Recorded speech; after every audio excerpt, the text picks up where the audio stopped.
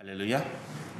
하나님께서 우리 성도님들, 우리 사랑하는 주의 백성들의 삶 가운데 은혜를 더하여 주시기를 소원하고 축복합니다. 우리가 산상수훈이라고 하는 마태복음 5장, 6장, 7절의 말씀 가운데서 이제 7장으로 넘어옵니다. 우리가 산상수훈이라 그러면 이 산상수훈의 말씀을 포함해서 예수님께서 복음서에 제자들에게 말씀하신 이 모든 말씀의 내용들은 믿지 않는 자를 대상으로 하신 말씀이 아니다는 것을 먼저 이해를 하셔야 됩니다. 예수님께서 제자들에게 이 말씀, 산상수훈의 말씀을 비롯해서 복음서에 기록된 모든 말씀을 주시는 것은 그 듣는 대상이 예수를 믿어서 아직 예수님이 십자가에 달리시지는 않았지만 그러나 그들이 예수님을 믿어서 성령의 은혜를 받고 그리고 믿는 자로서 주님의 제자가 되고 주님이 걸어가신 십자가의 길을 따라서 세상 가운데 하나님 주시는 사명으로 살아가고자 하는 자들에게 주시는 말씀이다라고 하는 것들을 우리가 먼저 염두에 두시면 좋겠습니다. 왜 이런 것이 필요한가 하면 많은 사람들이 예수님의 이 말씀을 들으면서 어렵다라고 하고 떠났습니다. 예수님께서 이스라엘 백성들에게, 유대 백성들에게 많은 기적과 은혜를 베푸셨죠. 먹을 것을 오병이의 기적을 통해서 굶주린 자들을 먹이기도 하시고 많은 병자들, 심지어는 죽은 자들을 살려내시기도 하시면서 그 예수님의 모든 기적과 능력이 유대 사람들, 하나님의 은혜를 바라고 하나님의 기적과 능력을 바라는 모든 사람들에게 굉장한 강렬한 인상을 주었고 그래서 그들이 예수님을 따르기 시작했고 수많은 사람들이 수만 명이 예수님을 따라다니는 그런 일들이 벌어지게 된 거죠. 그런데 예수님을 따랐던 그 수많은 사람들이 예수님을 떠나고 예수님을 심지어는 배반하기까지 하는 이런 일들 가운데 벌어지게 되는데 그 이유가 뭐냐 하면 예수님이 그들에게 주시는 말씀이 어렵다라고 하는 것입니다. 이거는 도무지 지키지를 못하겠다라고 하는 누가 이 예수님의 말씀을 들어서 그의 제자가 될 수 있겠느냐라고 하는 심지어는 예수님께서 십자가를 지실 때에는 예수님의 12 제자마저도 예수님을 모른다 부인하고 베드로 같은 경우에는 예수님을 저주하고 그렇게 떠나가는 일들이 생겼더라라고 하는 것입니다. 예수님께서 보여주신 그 많은 기적과 능력을 그들이 보았음에도 왜 예수님을 떠나냐라고 할 때 그들이 예수님의 말씀이 어렵다 하는 여기에 이유가 있습니다. 분명히 예수님이 이 말씀대로 믿으면 예수님께서 지금 그 제자들에게 유대 백성들에게 하는 말씀대로 그들이 믿고 행하면 예수님보다 더 큰 일을 할 수 있다라고 말했음에도 불구하고 그들은 그렇게 할 자신이 없었다는 거예요. 우리는 죽었다 깨어나도 그렇게 안 되겠다라고 하는 것입니다. 그래서 많은 사람들이 포기하고 좀 더 쉬운 길, 좀 더 편한 길을 찾아갔습니다. 그래서 우리가 이 산상수훈 그리고 예수님의 복음서의 말씀을 들을 때에 배울 때에 우리에게 가장 중요한 것은 우리가 예수를 믿고 구원받은 우리가 주님의 제자가 되고 주님의 제자가 되어서 살아가는 삶, 십자가의 길을 따르면서 이 땅 가운데 하나님께서 맡기신 그 거룩한 사명을 감당하는 그런 자라고 하는 그 우리가 가치관, 그 개념, 그런 생각들을 우리가 잊어버리지 않아야 이 말씀을 제대로 우리가 받고 이해할 수 있다라고 하는 것입니다. 그러나 우리가 여기에 대비되어지는 사람들이 있습니다. 바리새인들이죠. 예수님께서 바리새인들에 대해서 특별히 외식하는 자라고 굉장히 책망을 많이 하시고 오늘도 5절에 보면 외식하는 자여라고 하는 말씀을 통해서 바리새인들, 외식하는 믿음의 자들을 책망하는 모습을 말씀합니다. 이들은 사람들에게 세상에게 하나님의 말씀을 쉽게 따르고 행할 수 있도록 가르쳤다라고 하는 것입니다.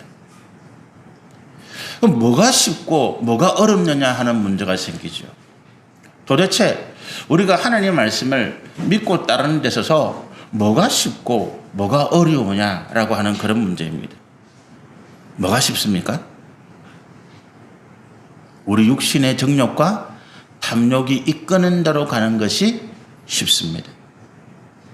그것이 편합니다. 우리 기도 생활이나 우리 말씀 생활도 그렇죠. 당장 내가 기도하고 말씀을 읽고 공부하고 이런 것들이 굉장히 불편하고 시간이 많이 가고 내가 뭔가 피곤하고 힘들고 어려운 것을 감당해야 이것들이 가능합니다. 우리가 믿음의 가치들을 지켜나가는 일도 그렇습니다. 우리 믿음의 가치들은 육신의 정욕과 항상 부딪히게 되어 있습니다. 우리 육신이 본능적으로 이루고자 하는 일들과 항상 부딪히게 되어 있어요. 그래서 갈라디아 5장의 말씀이 그걸 극명하게 드러나고 있는데, 갈라디아 5장에 우리가 성령의 여러 가지 일들을 이야기합니다. 그런데 우리가 그 성령의 열매 이전에 이미 갈라디아 5장에는 육신의 현저한 일들을 이야기합니다. 육신의 일, 육신이 추구하고 우리 육신의 본능과 정욕과 탐욕이 원하는 것과 성령께서 우리를 통해서 이루고자 하시는 것들이 절대로 함께 있지 못하고 항상 부딪히고 충돌하기 때문에 육신의 믿음을 가진 자들, 비록 예수를 믿고 구원받았다고 하지만 여전히 육신의 정욕과 생각 가운데 빠져있는 사람들에게는 이것이 너무나 힘들고 어렵고 괴로운 일이고, 그래서 많은 사람들이 주님을 부인하고 육신의 정욕과 탐욕을 따른 쉬운 길을 갔다라고 하는 것입니다. 오늘 말씀에도 그런 말씀이 있지만 우리가 남을 용서하고 또는 남에게 내가 가진 것을 조건 없이 나누는 것이 쉬운 일이 아닙니다. 한두 번은 우리가 그냥 흉내내기처럼, 한두 번은 그냥 우리가 행할 수가 있습니다. 그러나 지속적으로 이것을 행하는 것은 어렵습니다. 그런데 예수님은 이것을 하라고 이야기하십니다. 왜요? 이 길만이, 우리가 이 주님의 말씀을 따르고 행하고, 그래서 우리가 주님이 주시는 이 말씀들을 믿음으로 지켜나가는 이 길만이 진정으로 우리를 위한 은혜와 복의 길이기 때문에 그렇습니다. 우리 오늘 말씀은 없지만 우리 마태복음 7장 13절 14절에는 그거를 좁은 길이라고 표현합니다. 좁은 문이라고 표현합니다. 그러나 그 좁은 길, 좁은 문이 그거를 통과하면 반드시 거기에는 생명과 하나님이 주시는 영광과 상급이 있다라고 말씀하시는 것입니다. 여러분, 우리가 이 세상에서 믿음으로 살아가는 일이 절대로 쉽지 않습니다. 우리가 육신의 정욕과 탐욕을 버리고 주의 말씀에 따라서 나를 복종시키는 것이 쉬운 일이 아닙니다. 그래서 우리에게는 뭐가 필요한가 하면 우리가 믿음으로 가기 위한 훈련이 필요한 것이고, 우리가 스스로 하나님 주시는 그 연단 가운데 우리 마음, 우리 삶을 드리는 복종이 필요한 것입니다. 복종은 어떤 말로 표현되는가 하면 쳐서 복종한다는 것입니다.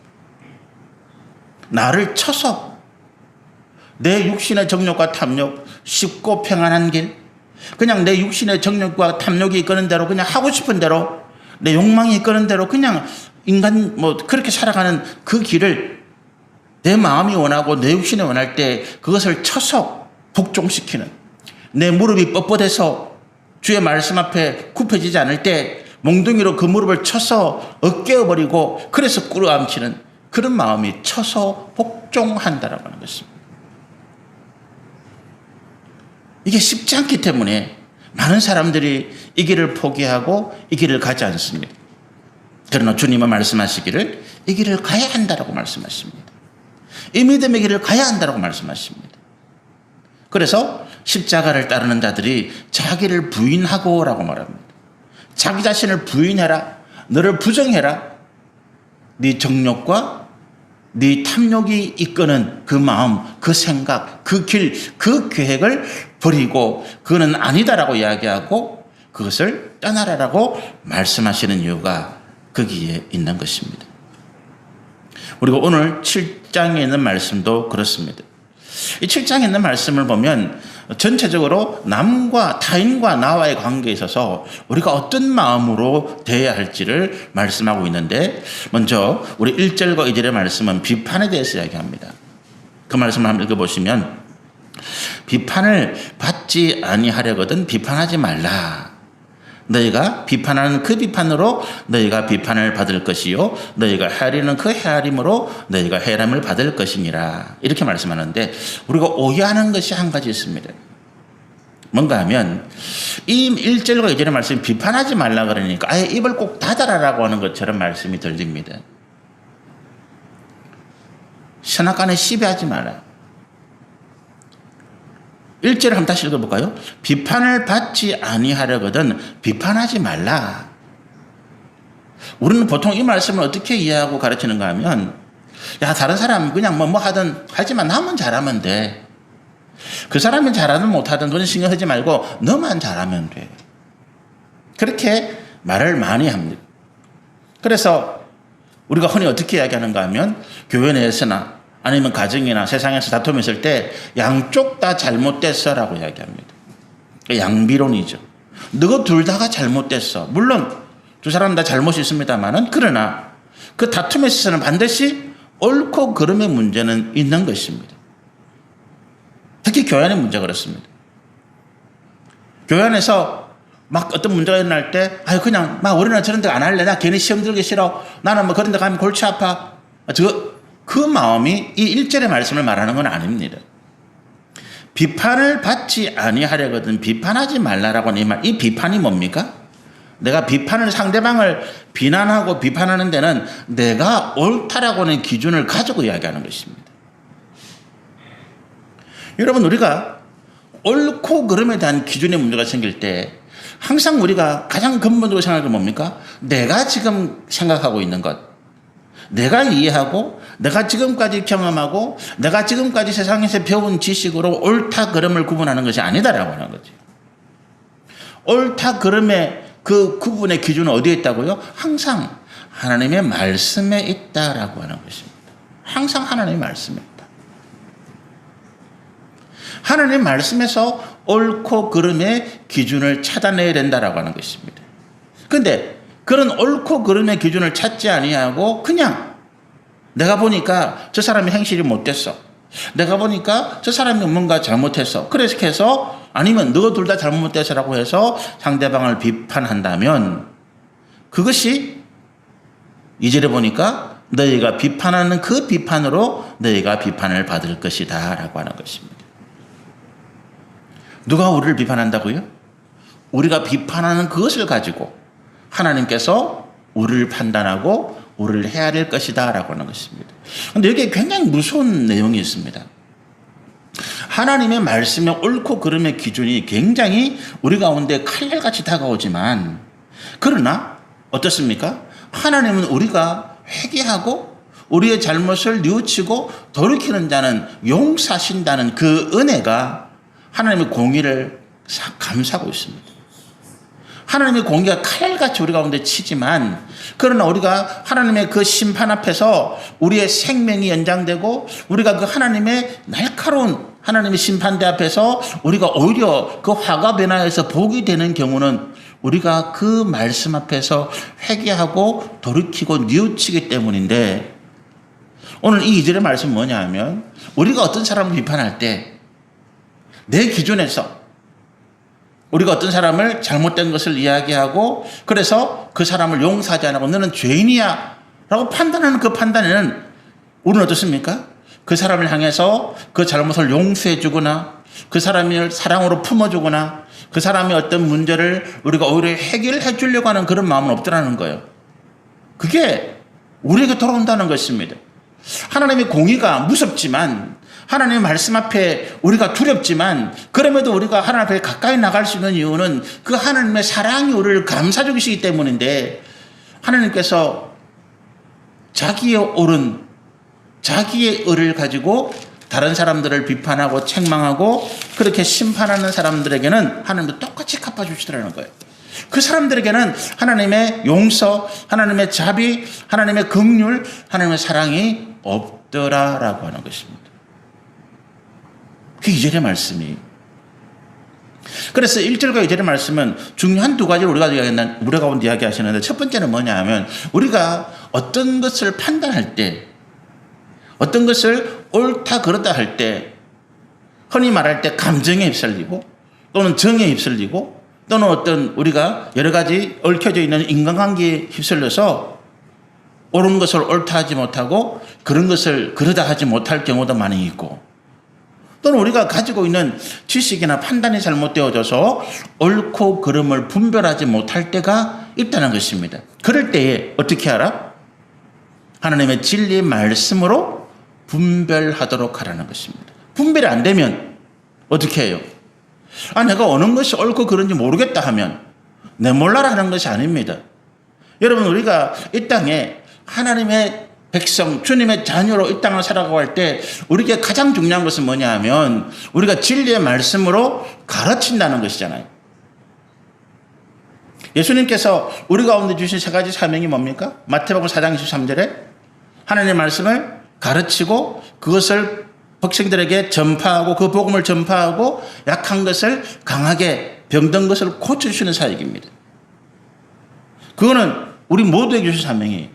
우리가 하나님의 말씀을 가르친다고 할 때 이 하나님의 말씀을 단순히 하나님이 살아계시다 이것이 아니라 하나님의 진리의 말씀으로 우리 삶 가운데 옳고 그름들을 분별해내고 그래서 그 그릇된 것, 그 죄악 가운데서 돌이켜서 진리의 말씀으로 돌아오도록 가르치는 것입니다.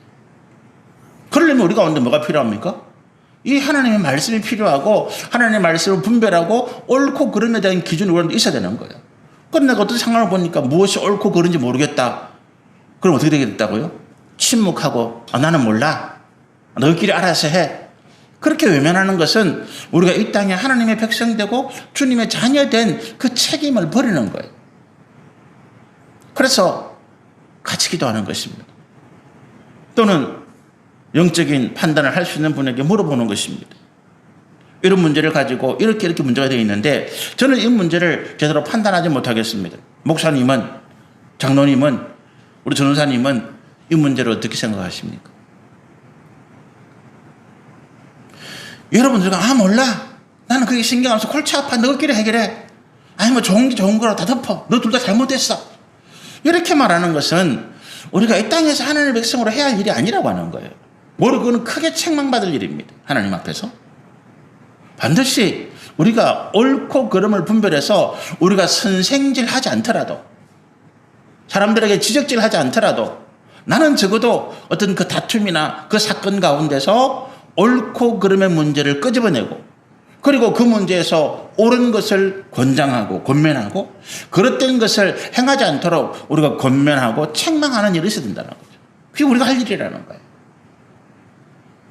그래서 우리가 일정한 의질의 가장 중요한 두 가지 문제는 뭐냐면 첫 번째는 뭐라고요? 우리가 하나님의 말씀을 바르게 이해하고 옳고 그름에 대한 기준을 가지고 있어야 된다. 모를 때는 하나님 앞에 지혜를 달라고 기도하거나 또는 영적인 리더에게 질문해서 그 문제를 가지고 해결해낸다는 거예요. 그래서 이 문제에서는 이것이 옳은 것이구나. 이것이 잘못됐구나라고 하는 부분들이죠. 두 번째는 뭡니까? 우리가 섣부르게 사람들을 정죄해서는 안 된다는 거잖아요.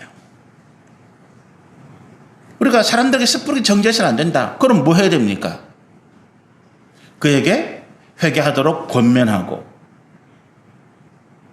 그가 회개 요청 가운데 돌아올 수 있도록 우리가 기다려주는 인내가 필요하고 깨닫지 못하고 그가 우리를 대적하고 원망할 때 반드시요 우리가 어떤 일에 문제에 개입하게 되면 그 문제에 있어서 자기가 불리하다고 느끼는 사람 그 사람은 그 문제를 중재하고 그 문제에 대해서 옳다 그러다 판단하는 사람에게 대적하게 되어 있습니다. 그건 99% 그래요. 화가 나 있는데 어떤 문제를 심하게 대립해 있는데 그 문제에 대해서 당신이 잘못됐습니다. 이런 문제는 이것이 옳습니다. 라고 이야기할 때 그걸 순순하게 받아들이는 사람은 거의 없습니다. 어린아이라도 그렇습니다. 그럴 때 우리가 어떻게 해야 됩니까? 야단치고 책망하고 이건 인간이 아니야 외면하고 이런 것이 아니라 그에게 하나님의 말씀으로 돌아올 수 있도록 권면하고 그가 회개하고 돌아올 수 있을 때까지 기다려주고 인내하고 그가 우리를 대적하고 원망할 때에도 우리가 긍휼과 자비로 품어주는 그런 것이 오늘 2절의 말씀 가운데 하나님께서, 주님께서 원하시는 길이더라. 그럴 때 우리가 그렇게 대해 나갈 때 하나님도 우리가 똑같이 하신다는 거예요. 2절의 말씀 뭐죠? 네가 헤아리는 그 헤아림으로 너희도 헤아림을 받을 것이다. 하나님이 우리를 보실 때 그러시다는 거예요. 우리라고 뭐 다 잘하겠습니까? 제가 목사인 제가 뭐 다 잘하겠습니까? 아니. 목사인 제가 뭐 10가지 중에 한두 개 잘한다면 나머지 8개, 9개는 못하는 게 대부분입니다. 여러분들이 잘하는 것만 도와줘서 그렇지 제가 10가지 중에 뭐 7, 8가지는 잘못하는 게 참 많아요. 그럼 하나님께 저를 어떻게 보실까요?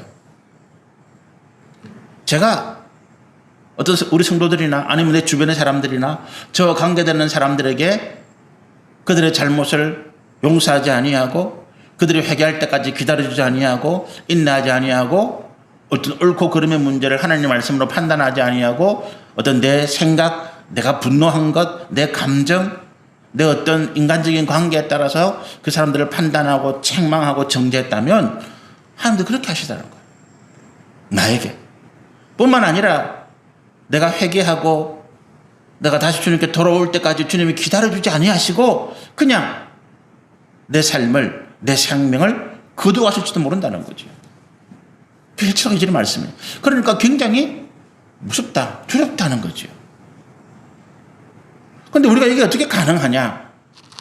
목사님 뭐 지렁이도 밟으면 꿈틀한다는데 어떻게 사람이 맨날 뭐 당하고 그렇게 변할 수 있습니까? 그래서 드리는 말씀이 이게 쉽지 않다. 우리 육신의 정욕과 탐욕으로 살아가는 우리 인간, 내 어떤 이익, 내 어떤 개인적인 명예나 내 어떤 개인적인 어떤 육신의 정욕과 탐욕으로 살아가는 우리가 이 말씀을 지키는 건 쉽지 않은데 그러나 예수 그리스도께서 우리의 정과 욕을 십자가에 못 박았다라고 말씀하시는 그 말씀을 믿고 우리도 그와 같이 우리 육신의 정욕과 탐욕을 버리려고 훈련하고 애를 쓰고 기도하고 연단하는 가운데 조금씩 우리가 그런 믿음의 사람으로 변화되어 간다라고 하는 것입니다. 저는 앞에 말씀드렸지만 제가 10가지 중에 뭐 7, 8가지를 잘못한다. 그래서 정목사도 나쁜 놈이야. 저는 그렇게 저 스스로 생각하지는 않습니다. 우리가 잘못했다 했을 때 그 잘못을 뉘우치고 그 잘못을 회개하고 돌이킬 능력을 갖추지 못했다면 그거는 버려야 되죠. 우리가 재활용품이라는 게 있잖아요. 이거 재활용품. 이게 왜 재활용품입니까?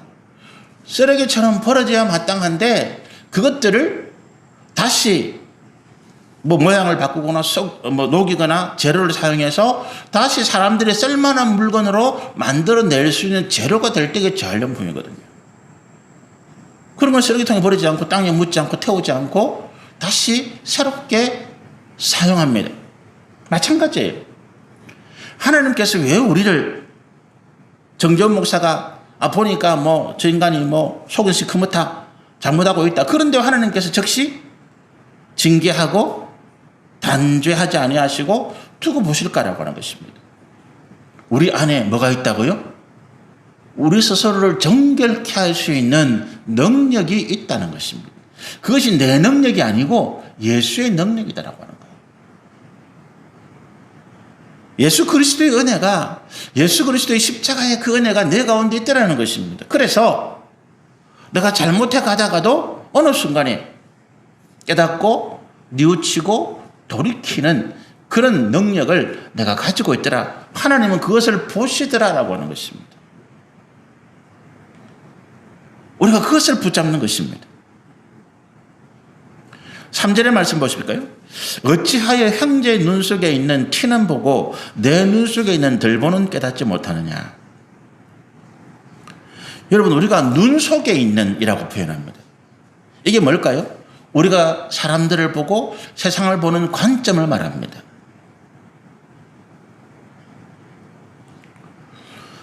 티를 봤다는 것은 뭡니까? 잘못을 봤다는 거죠. 상대방에게, 형제에게. 그 티를 봤다는 것은 그 사람의 어떤 삶에서 조그마한 흠결을 발견했다는 것입니다. 그런데 정작 문제는 뭡니까? 우리가 내 안에 있는 덜보는 못 보고 있다는 것입니다. 이 덜보가 뭐예요? 이 천정에 보면 이렇게 보가 있잖아요. 이렇게 천정이 무너지지 않도록 이렇게 받쳐놓는 보. 이거는 기둥이고 기둥과 기둥을 연결하는 걸 보라고 그럽니다. 대들보라고 이야기하시죠. 그죠? 대들보. 천정에는 대들보가 무너지면 집이 무너지는, 지붕이 무너지는 거거든요. 내 눈에는 덜보는 왜 못 보느냐? 집을 지탱하고 있는 엄청난 대들보 같은 것이 내게 딱 가리고 있는데 그럼 내가 뭘 보겠습니까? 난 아무것도 못 본다는 거예요. 내 눈에 들보를 가리고 있는데 내가 뭘 보겠습니까? 나는 진실도 보지 못하고 난 아무것도 제대로 판단하지 못하는 자인 것입니다. 다시 말씀드리면 내가 내 안에 뭔가 있다라고 하지만 그것이 내 정욕과 내 탐욕으로 가득 차서 나는 그것을 바르게 볼 수 있는 능력을 상실했다라고 하는 거죠. 눈이 있지만 보지 못한다는 것입니다. 눈은 달려있지만 이게 장식용이지 제대로 기능을 못한다라고 하는 것입니다. 주님께서 책망하신 이유는 뭐라고요? 네가 하나님의 말씀 안에서 정결하고 거룩하게 할 수 있는 능력을 상실했다라고 하는 것입니다. 그것이 5절에 외식하는 자여라고 하는 것입니다. 왜 예수님께서 그 당시 바리새인들보다 훨씬 신앙심도 부족하고 헌신도 부족하고 능력이나 자질이나 이 모든 것이 부족한 예수님의 택하신 제자들을 보면 그렇잖아요. 예수님의 택하신 12제자를 보면 제대로 우리가 볼 때 제대로 인간 같은 사람은 별로 없습니다. 그 사람들은 배운 게 별로 없고 가문이나 직업이나 뭐 하나 내세울 게 없는 사람들입니다. 어촌에서 그냥 물고기 잡는 사람들. 우리가 여기 계신 분이 뭐 큰 회사를 운영한다 할 때 그냥 거기 가서 그 사람들을 데리고 와서 간부로 회사에서 뭐 중책을 맡길 수 있겠습니까? 택도 없지. 그렇잖아요. 그 중에는 열심히 요즘 말로 하면 투쟁하고 데모하는 반정부 활동하는 그런 사람도 있었습니다. 혁명당. 지금 뭐 생각하는 그런 게 아니고 자기가 맞다고 생각하는 그 이념을 가지고 사람을 죽이고 재물을 빼앗는 강도짓을 서슴지 않은 사람들도 예수님 제자 가운데 있었습니다. 그런 사람을 불러다가 뭔가 중요한 직책을 맡길 수 있겠습니까? 천만의 말씀.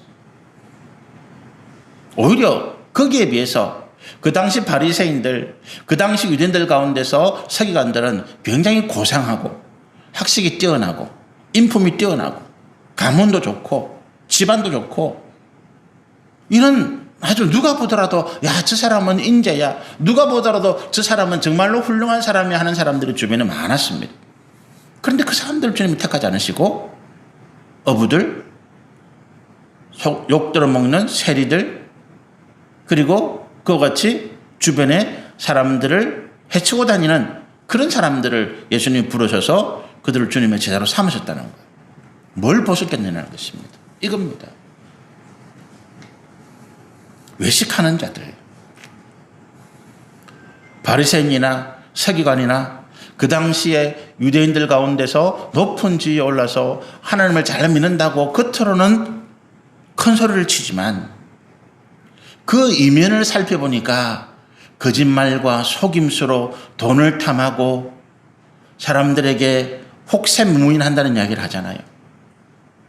잘못된 신앙을 가르쳐서 그들이 하나님 앞에 바치는 재물을 뒤로 빼돌리기도 하고 이런 모습, 그들이 스스로 정결하고 거룩한 그 능력을 상실한 사람들, 그럼에도 불구하고 겉으로만 큰 소리를 치고 잘났다는 사람들과 비교해서 이 베드로나 마태라고 하는 세리나 예수님을 따랐던 사람들의 공통점이 뭐냐 하면 예수님께서 그들을 불렀을 때에 예수님 앞에서 그들의 첫 번째 반응이 나는 죄인입니다라고 하는 고백이었다는 것입니다. 많은 사람들이 예수님을 찾아와서 바리새인들이나 서기관들이나 유대의 장로들은 예수님께서 갈릴리 출신이다. 그 아버지가 학식도 없고 가문도 없고 이름도 없는 목수다. 그 소리에 외면하고 돌아갔습니다. 무슨 갈릴리에 선한 것이 나겠다고.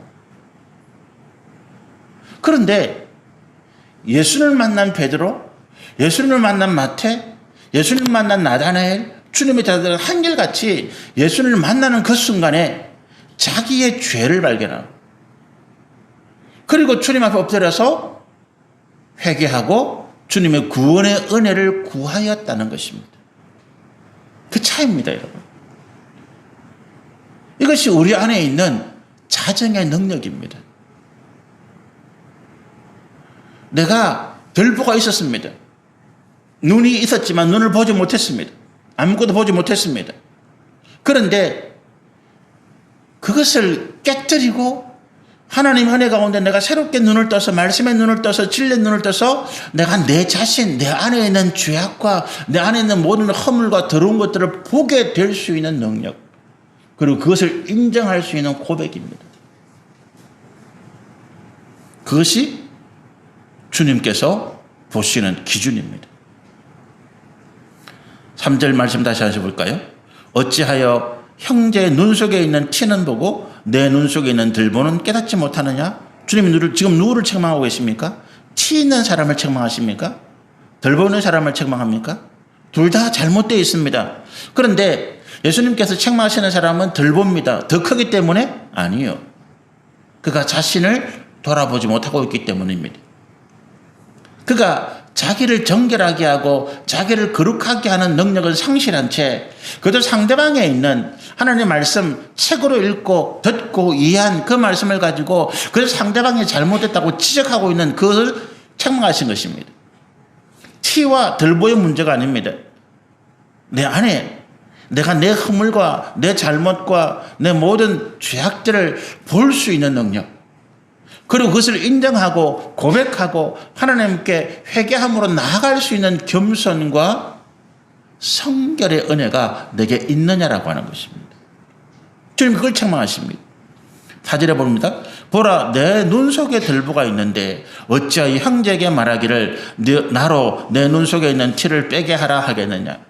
선생질이죠. 지적질입니다. 선생질과 지적질을 책망하시는 것이 아닙니다. 네가 네 스스로를 돌아보지 못하면서 네도 소경이면서 네가 소경이면서 어떻게 다른 사람들에게 보라고 말할 수 있냐는 것입니다. 먼저 네 눈부터 떠나라고 하는 거죠. 5절입니다. 외식하는 자요. 그래서 외식입니다. 겉으로는 그럴듯합니다. 말은 그럴듯하게 하지만 그 속에는 아무런 능력이 없습니다. 그 능력이 뭐라고요? 스스로를 성결케 하는 능력입니다. 그 성결케 하는 능력이 어디서 옵니까? 내 죄악을 보는 데서 시작하는 거예요. 나는 죄인입니다. 내 죄를 느끼고 고백하는 것에부터 시작되는 것입니다. 그래서 바울이 이렇게 고백하는 거예요. 나는 죄인 중에 괴수입니다. 내 죄가 제일 많습니다. 그 말은 그가 실제로 제가 죄를 제일 많이 지었다는 것이 아니라 그는 그만큼 자기 안에 있는 더러운 죄악을 보고 있다는 거예요. 자기 죄악을 보고 있지 못하는 사람은 나는 당당합니다. 나는 깨끗하다고 말합니다. 그러나 하나님 앞에서 자기의 죄악을 보는 사람은 좌절하고 절망할 수밖에 없습니다. 나는 죄인의 괴수라고밖에 고백할 수밖에 없습니다.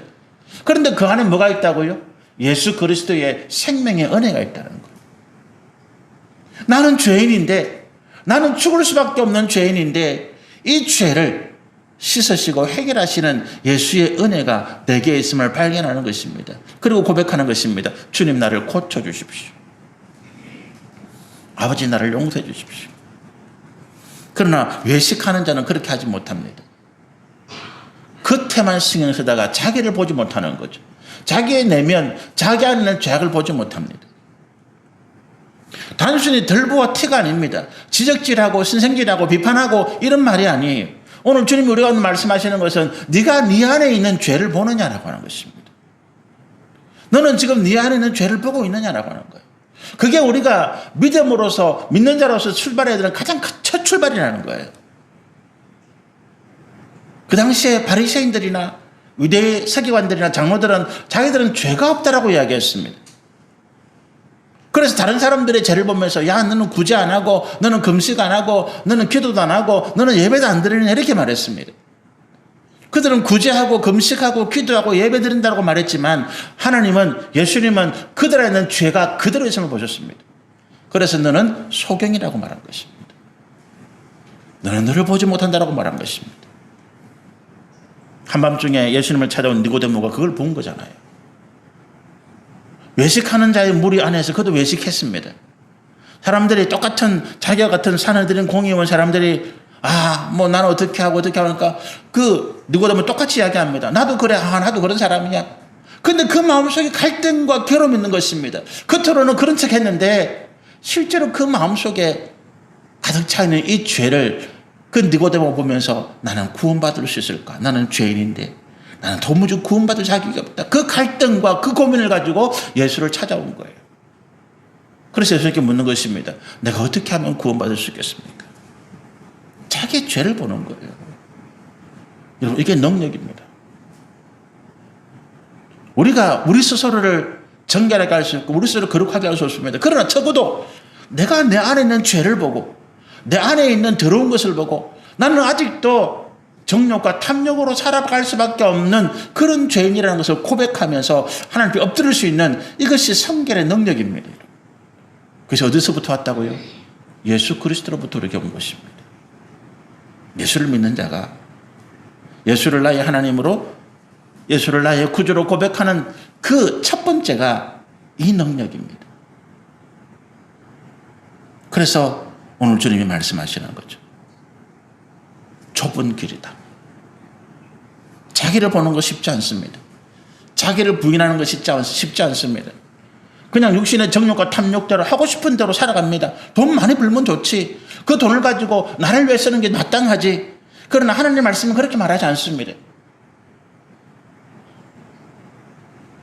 우리가 우리 안에 있는 이 죄의 문제를 가장 먼저 해결해야 우리가 그 모든 버는 행위가 깨끗해집니다.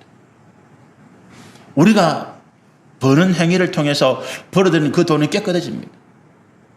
그리고 그것이 주의 뜻대로 쓸 수 있는 것입니다. 우리 주님께서 말씀하시는 것이 그렇습니다. 2절입니다. 이 2절 말씀 한번 읽어보시고 말씀을 마치겠습니다. 너희가 비판하는 그 비판으로 너희가 비판을 받을 것이요 너희가 헤아리는 그 헤아림으로 너희가 헤아림을 받을 것이다. 우리가 어떤 계산을 하든지 우리가 어떤 생각을 하는지 우리 주님은 다 아신다는 거예요. 우리가 성결의 은혜를 따라서 거룩한 헤아림, 우리 주님도 우리를 그렇게 대하시고 우리 가운데 선하시고 또 긍휼과 자비와 사랑과 크신 은혜와 복으로 역사하시리라 믿습니다. 우리 같이 한번 기도하시겠습니다. 할렐루야.